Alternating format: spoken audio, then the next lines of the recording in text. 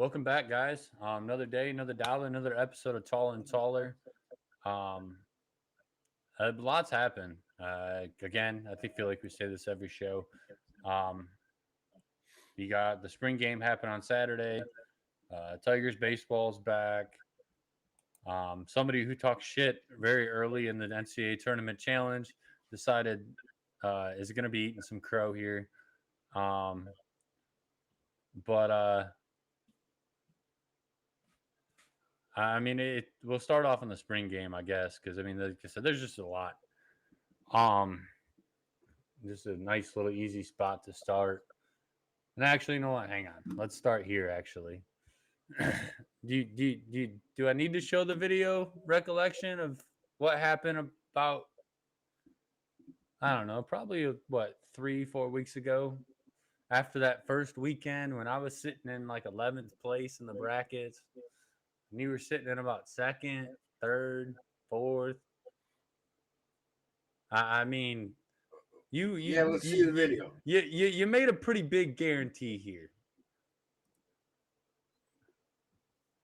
You made a pretty big guarantee, and it's funny. On Cinderella, I'm gonna go with Missouri.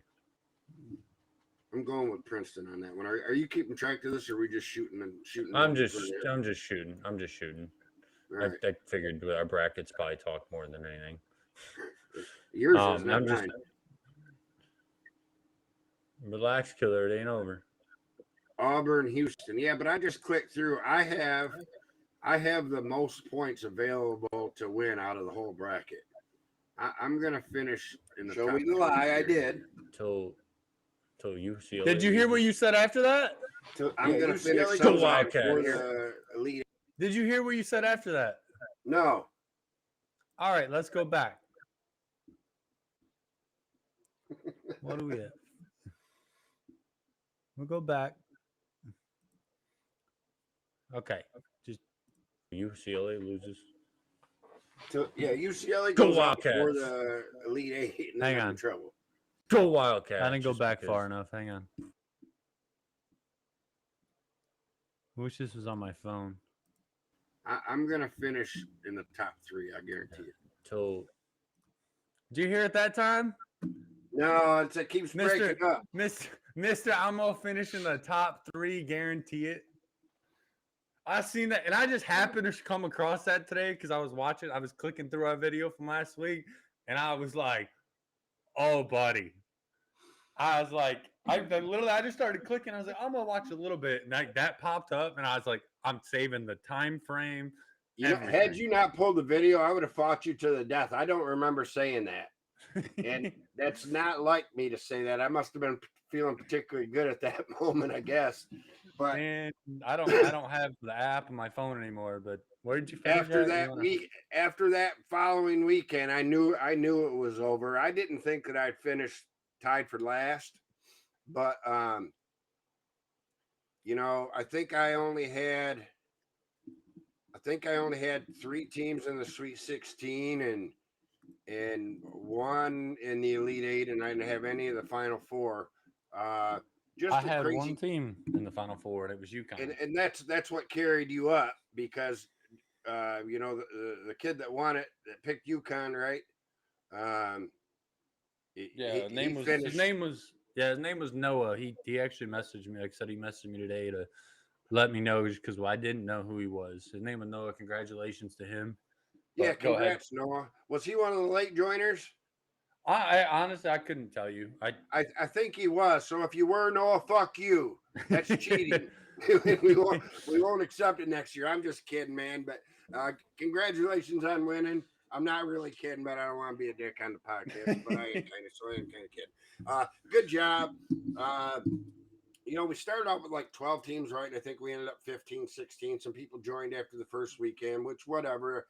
Their brackets were locked. Yeah. They couldn't make changes to the brackets, so I'll spare love and war. I think some of those guys joined though. We're just trying to link up, but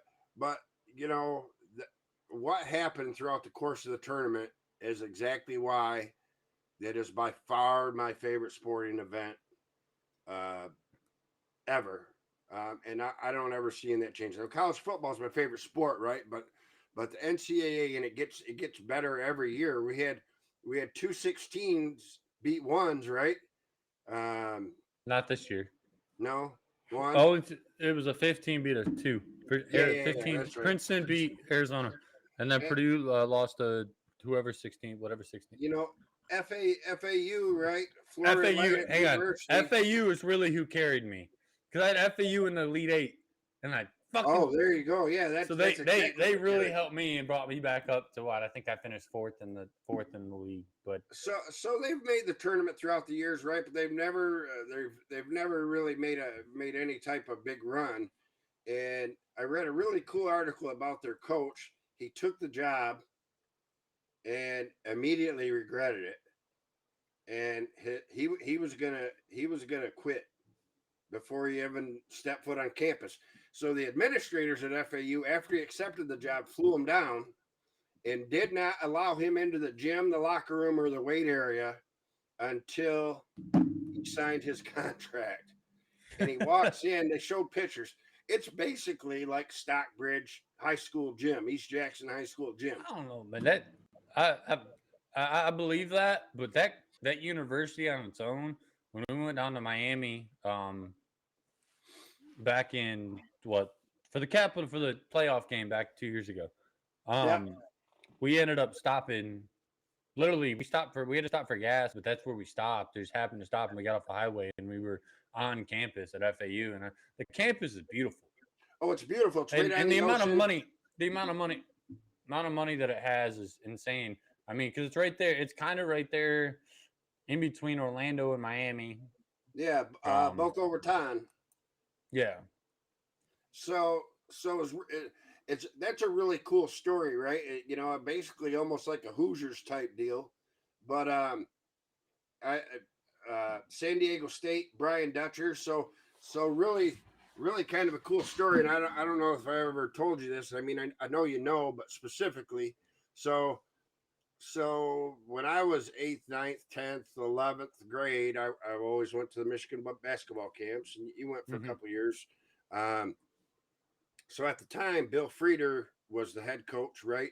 And and he left for Arizona State our senior year, and then Steve Fisher become coach. And when the Fab Five scandal come out, Fisher was fired, and he landed at San Diego State, and he was there for a long time, 20 years or more. And Dutcher's been there. Dutcher was assistant the whole time, and now Dutcher's the head coach. Well, so when I was eighth, ninth, 10th grade, uh, Dutcher was a low level assistant. I don't think he was a grad assistant, but he might have been. But for like 3 or 4 years in a row, he was my team's basketball coach throughout camp. yeah, that's awesome. And you didn't see the head coach, Bill Frieder very much, but Steve Fisher was the one that did 90% of the talking. So I had a lot of interaction with them both. But I just thought it was really cool that here's this guy that 30 something years ago was basically pouring coffee and picking up basketballs, and basketball lifer, right, and drug a team to the Final Four. So uh, really cool stories. I'm all about the underdog for the most part, and this tournament is the most exciting in my memory, and probably a top two or three ever. A little bit of a dud, but with the Well, championship game, right? the championship game was a dud. I mean, I think it was, but It was a good 5 minutes, first 5 minutes, and then after that, it was over. UConn did what they did to everybody, um, all tournament long, and as good as they played, I think they would have did that to just about anybody. I think they were the best team um, in the country from March on. I mean, they were a team that kind of slipped under my radar when I was doing my bracket, even though I somehow had them in the Final Four. I was not thinking about they were a number one ranked team. They started out the season, I think 13, 14 and 0, and then they lost like 6 of 8. And Yep. then after that, losing that like rough patch in the middle of the season, they went, I think 14-2 to end the six. Well, I guess after last Monday night it would have been 15-2. I mean, it's just insane about like in this game where you can have a season that goes like high to low to high and still have a chance to pull off a championship because there's not a lot of sports you can do that in. Right. And they were unranked in the top 25 preseason. Unranked. So And I to think do I that think and finish where they week did, yeah I think what's that? week 3 or 4 they were ranked number 1, so they moved up Yeah. quick. Yeah. Um, Well, they got 3 guys that are going to go play in the league. So, I mean, that says a lot. yeah, I And mean, Danny Hurley, kind of a cool story, too. You're like, you're too young to remember Bobby that played at Duke, but their dad was, he's a legendary high school coach in New Jersey for decades. And I kind of think the whole Hurley family is a bunch of assholes, but I still think pretty cool to see him kind of climb up through the ranks. And UConn, they got 5 championships, I think, since 1999. And I know. And three different coaches: Calhoun, Kevin Ali, and now uh, Danny Hurley. So good shit. yeah. Sorry guys. Uh, but yeah, I will slowly cut. But I have one last thing I want to say before we actually get into our show, the topics I want to cover. Um, Shout out to the women's tournament this year. I mean, it was something that I don't. A lot of people, women's. I know there's been a lot of talk trying to get women's sports more people interested. More like they had 7.7 million people watch that game between Iowa and LSU for the championship. Right. That's just viewers wise. That's more than the Orange Bowl this season. I think more than any Thursday night football game. Um, there was a bunch of like big name things. It had more people, and I mean, when you have someone exciting as Caitlin Clark and LSU, and I mean, the LSU was good all season. They always had that go to. I mean, it's gonna happen, and I mean, it's good for the sport of college basketball, and I think it's good for the women's side of it. Because I mean, Absolutely. even I was intrigued to watch. And I'll tell you what, Yeah, I'll be dead. I watched the championship game, I watch multiple like tournament games.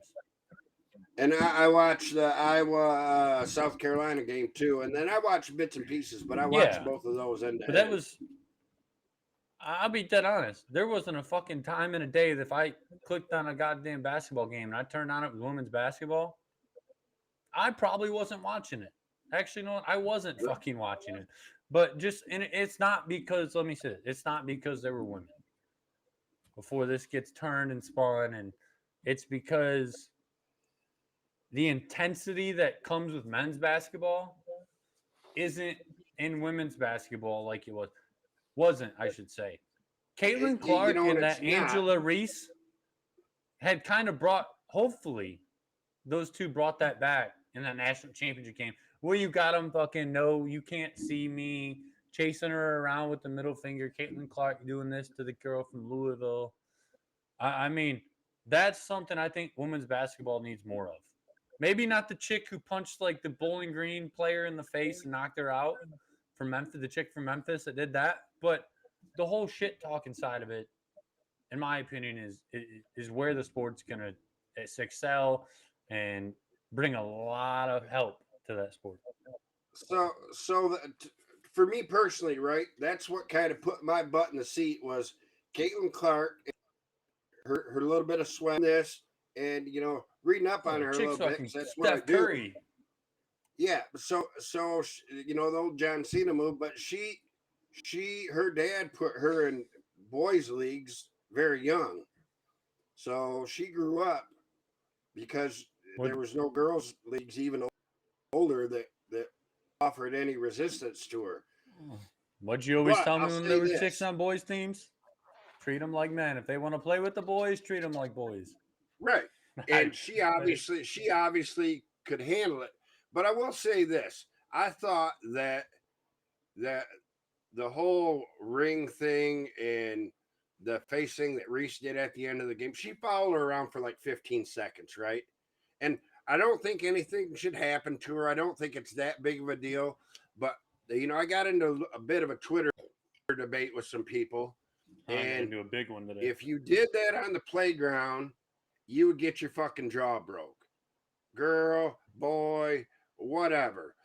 There's a difference between talking shit and taunting a little bit, and then following someone around and just fucking taunting them. And I thought it was a little classless. And he played basketball competitively for a really long time, over 20 years.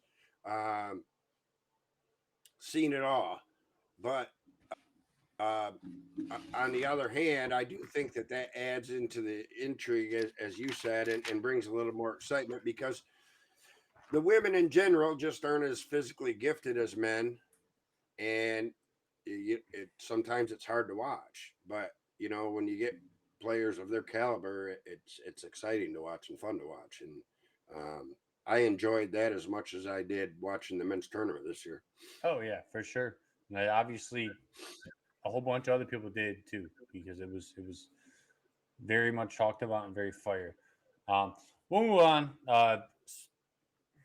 Another, not really big thing, but I guess big thing to the Michigan fans. Kind of give us that fix that we're all craving right now for Michigan football. I mean, you hear all the talk, you hear about all the recruiting, um, which Jaden Davis was a huge pickup. We'll just spit that out real quick. Don't really have a topic for that today. Just want to spit that out there. But we'll talk about the spring game. Did you watch any of it? I did not. So I watched the second half. I still haven't went back and looked at the first half. Um, I got home like literally as the second half started. So I mean, I missed. I from what I know, I missed two touchdowns being scored. Just all the points were scored in the fourth quarter. Um, I mean, there was a lot of good upside. I mean, obviously, you have no one important played. When I say important, I mean no one like JJ played. I think he completed 7 for 10 for 84 yards, and a touchdown early in the game. Uh, Running back wise, there was um, no Donovan Edwards out there. He sat out. Obviously, no Blake Corum, still recovering from that injury and surgery. But there were some names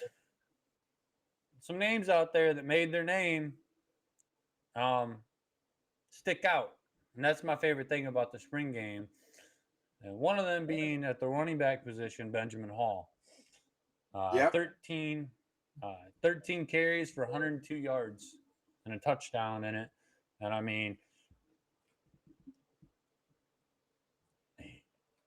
you can't. It's a spring game. I get it. You don't mean, but in my opinion, looking at everybody else who was rushing for either team, for the maize or the blue team, there's not a lot of people that I think you can argue would be a better number two or better number three. I'm sorry, I forgot. At this point, just looking at the spring game, that he's obviously the front runner right now for number three, if not Cole Cabana, which he didn't play either. Um, he could put his name out there. And like I said, now that I look, there's a lot of people that didn't play. At least on the running side, this is just me looking at the running back side. You have, um, oh no, there he is. Never mind. I'm gonna shut up and not act like I know what I'm talking about sometimes. And then on the wide receiver side, a name that I'd never heard of, Peyton O'Leary had 7 receptions or 6 receptions, for 126 yards. I mean that dude put the Mays team on his back. At least Right. especially in the second half when I was watching. Um, and then there was a kid, Josiah Stewart, the transfer, played a good game. I'm trying to remember who the kid was up front on defense.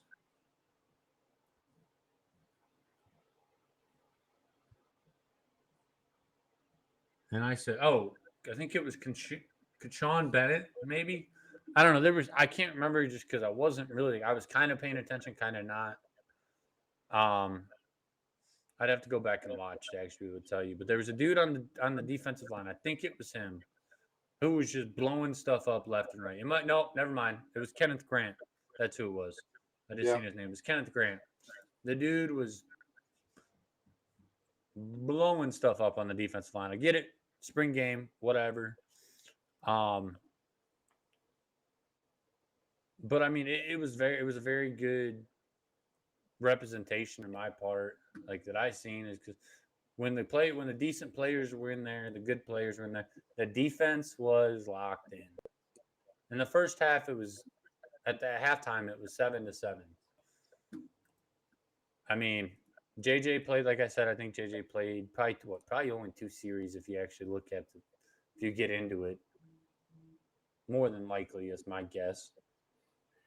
He only Yeah, threw so 7 for two things 10. for me. Amari Walker, who switched over from offense, right? He looked good. I did catch bits and pieces, and then watch highlights.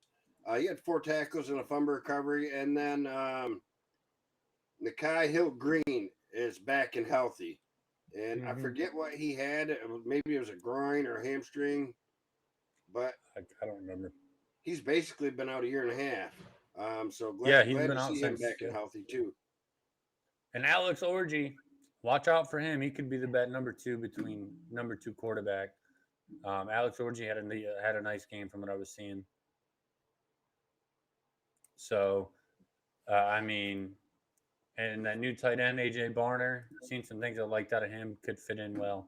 I mean, tight end room's pretty stacked anyways. So, Yeah. Colson Loveland, um, AJ Barner. I mean, I see two big body tight ends that are going to have a good season in my opinion. Um, but other than that, I mean, the spring game is spring game. We Yeah, seen what we seen. they're just They trying didn't to get show a some guys lot. some reps and come out of there without any major injuries and as far as I know, that's what they've done. Mission accomplished. Gives everybody a little bit of football fix. Had it been decent weather, I probably would have went, but it was It's cold and rainy 40 here. degrees. That's shorts weather. Come on. Yeah, I'm too old to be sitting on those hard ass stands just for something that doesn't mean nothing. Oh, I know. I So can how about agree. how But about the top 5 receivers? Who's your number 5 since Harbaugh's been around?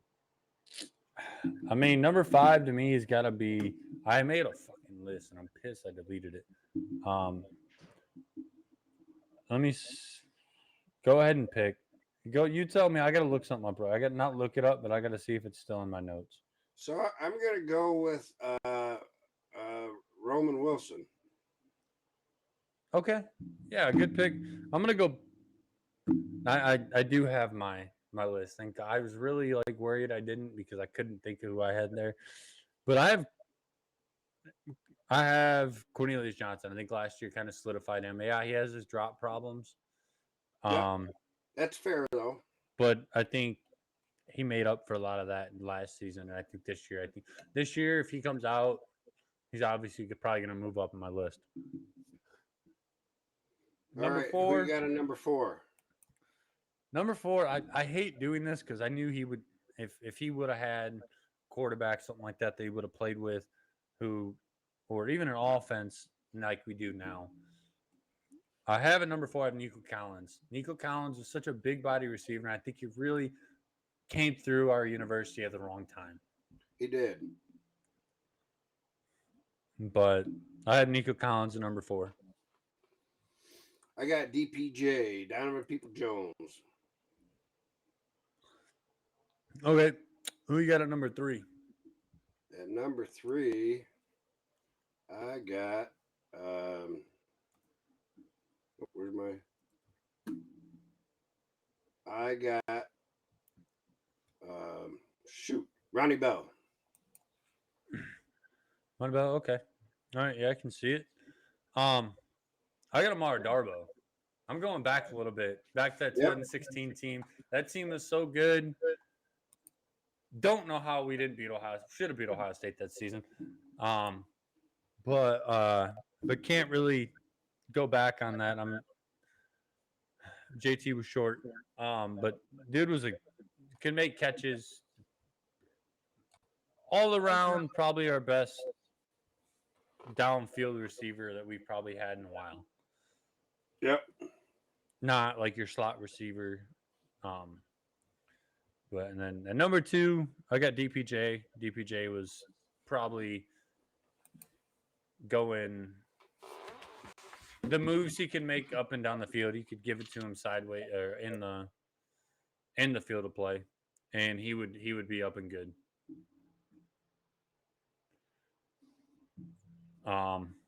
Plays for the Browns now. It has had a good NFL career so far. Number 2, Nico. okay, Nico. Like I Yep. said, these are. I think we have pretty much close to the same list. Number 1, I got Ronnie Bell. Ronnie Bell was just one of the best slot receivers I think we've had. Probably, it's been a while since we've had a super good slot receiver like that. And just his work ethic was just great too. Yep. I got Darboh at 1. Okay. Yeah, like I said, we pretty much have the same list, except I think it was Cornelius Johnson you didn't Yeah. have, and I have And him. I really struggled with this because I thought We've J.O. had a lot of good Chesson receivers. J.O. Chesson should Yeah. have been on the list.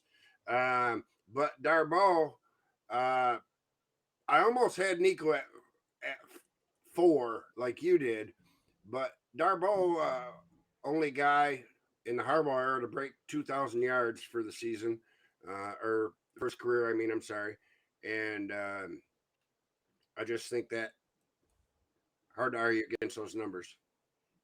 Yeah, I agree. Yeah, that's what we got for that. Him and Chesson were just Mr. Reliable, Not a lot of drops, Oh, they straight head were. routes. Not a lot of great, huge, big plays. Darboh had a couple that kind of stick in my head, but Yeah, Darboh. I mean, that was the same team with Darboh, him, and Butt. I mean, back in 2016. I mean, you couldn't ask very much more, and we're just the team, in my opinion, was better than either the team that we've had this season or last season.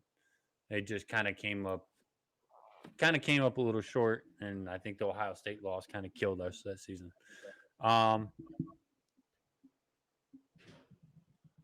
We'll take that out.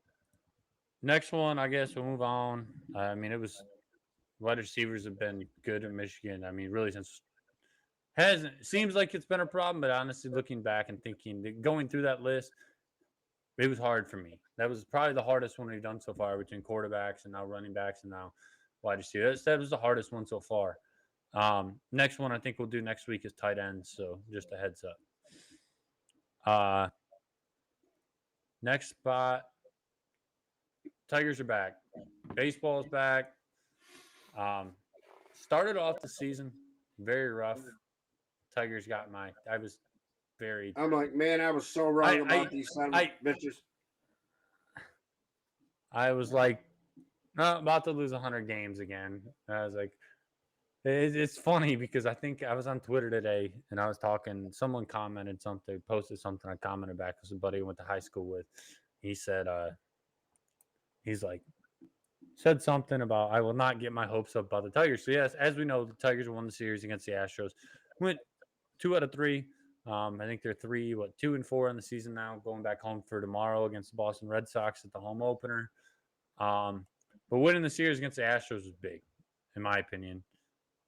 You got swept by the Rays, but you come back and you sweep the World Series champs from last season. I get it. Altuve's not playing. Brantley's not playing. They don't have Verlander anymore. Right. But they're still a good team. Still a good team. Hinch's old ball club, right? So he wanted it bad too. Yeah. Their problems. I still think they lose 90 games, but I don't think they lose 100. But I don't think that I have watched a whole game and see them win in probably 5 years. I'm starting to think it's me. I'm getting a complex about it. I watched the first 2 games, both losses. Didn't watch the wins, and then I watched it today, all the way up till it was 4-1. I think in the 7th, and I'm like, okay, I'm done. Then I was listening to it at work today. 8-1 or something, and I'm like, yeah, I'm glad I turned it off. But I'm a pretty much a traditionalist, especially at baseball. But that pitch clock, man, that's a home run. Um, I'm all really, about it. really I speeding up the was game. I was very against it. I I I was too, very but against it. But now that I've seen it actually in play and put into play, I oh, and it's not even for speeding up the game. It makes the game. I know this isn't how you're supposed to say this, but more fun right. or funner. So That's yeah. right. You're supposed to say more So fun. I wanted to say the other one, but yeah. it's creating more stolen bases, right? Which is to me one of the most exciting single plays in all sports. I think the stealing of home is the most, but that with killing the shifts, baseball to me is Oh, a lot more fun to watch. oh yeah, for sure. Like I mean, I've watched. I think there's only been.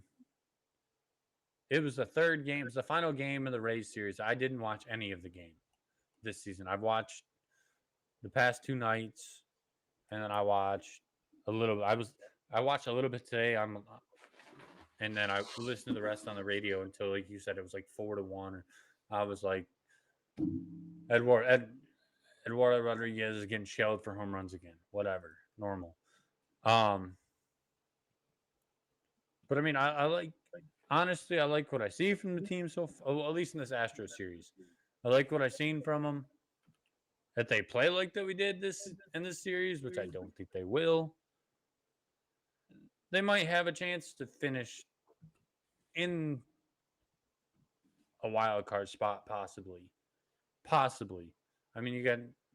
I mean, you got to remember the Central, at least in recent history, has been one of the worst divisions in MLB. Yeah. No, they do have a Um. shot if they can stay healthy and you know so, so far this year, this is one of Scott Harris's things, right? We need to. I forget exactly how he said it, but on both sides of the ball, we need to minimize our strikes on when we're on offense and maximize them on defense, and maximize the balls on offense and minimize them on defense, and that will go. I forget what he said, but I want to say he said that was worth like 15, 20 games a year. Big analytics guy, right? And they're not where they need to be, but to me they look better than they did last year. So we'll see what happens. Long season, right? We got a long ways to go. Wouldn't be surprised to see them on this homestand. Maybe win one or maybe none because it's cold weather. We don't seem to start out really well, even though Fences are shorter now, though. fences are shorter. So it's going to be interesting to see how that is. If I didn't have the kids, I would go tomorrow. Take the kids. It's supposed to be like 50. Yeah, promise is too little. I ain't dealing with that. Yeah. Lame. Um. You made me sit through a Michigan football game in about 10-degree weather, and I was 4. So. Um. But yeah, I mean the Tigers. It's still early. Who knows? Just something I want to kick off, and that's the pitch clock thing. I'm glad you brought it up because I completely forgot why I actually wanted to put this segment in there. But the pitch clock and the shift and the size of the bases I wanted to talk about because it does, like you said, it makes the game so much more fun to watch. And Absolutely. not I don't even really care about cutting the time of the game down. It's more just the excitement that comes with it. Um, uh, but we'll see what happens this season. Tigers are looking good. I mean, decent. I'll say not good, at least in this series. Uh, quick notes before we go. Michigan plays tomorrow night in the Frozen Four against Quinnipiac. Minnesota plays Boston. Winner of each game faces, I think it was like a whole week until they play again. I know they think they play Monday night or Saturday or Sunday night. That's why they're playing on Thursday. Yeah, Sunday I I don't think it even. is. Okay, yeah, today's Wednesday. Saturday or Sunday. Um, we'll see how that goes. Hopefully, Michigan pull out that win, and hopefully, they bring home a national championship. Bring home, I think, number 11 or 12. I think it's Um, 11. um, So we'll see. Got another good season. Michigan closed it out very well. I think that they haven't lost a game in regulation since January 14th. Um, but we'll see how that goes. I think that was it. I think we covered everything else I had. Yeah, I think that's it today, guys. We'll continue to keep y'all updated on Twitter, Facebook. Make sure y'all share us. I'll upload this to Spotify and YouTube tonight, so y'all can watch it, listen to it at work tomorrow, whatever y'all do. Thank you again for all the support. We appreciate y'all, and go blue. Go blue. Hell.